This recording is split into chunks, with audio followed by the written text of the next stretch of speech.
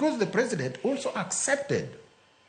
Ni oyo, wan kako ganda kuru giksamanya kawabi kanyakla. Look at it before. We had a deputy president, mago public mawachoni wan luo Nyanza, we are not shareholders in this government. And therefore, there is nothing we can gain in this government. And therefore, Raila oko support Ruto nine kechubuka uka from nowhere kaka jomoko nyakete ni perception. To gik ma Raila kono wa momi owacho lero gimio nyaka koro support serikal. Gin gik ma wan kako ganda nyaka wa understand. Mar ariyo, wan kako ganda waluo Raila Amolo Odinga. Ngata maparo no nyalo lead joluo without the blessing of Raila.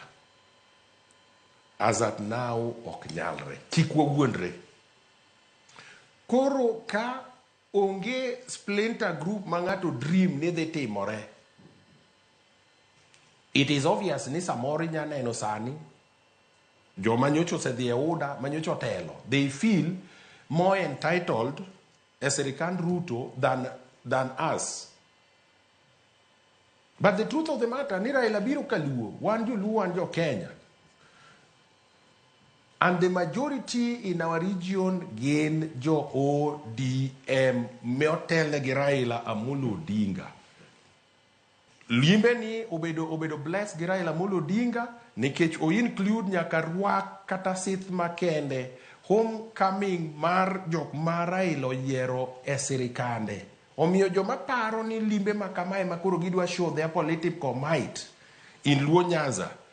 I want to tell them in advance ni that is unacceptable, kendo mano gima dhi duoko wachien kako ganda. Wawuguru oko, wabediru e bwot umbrella achiel. Seche mwabede bwo umbrella achiel, ema gik moko mwagombo bende wadhi yudo e sirikandni mondo wan kako nagi wamed dhi mbele. Ayie gi nyamera Loiso wacho gimoro maber.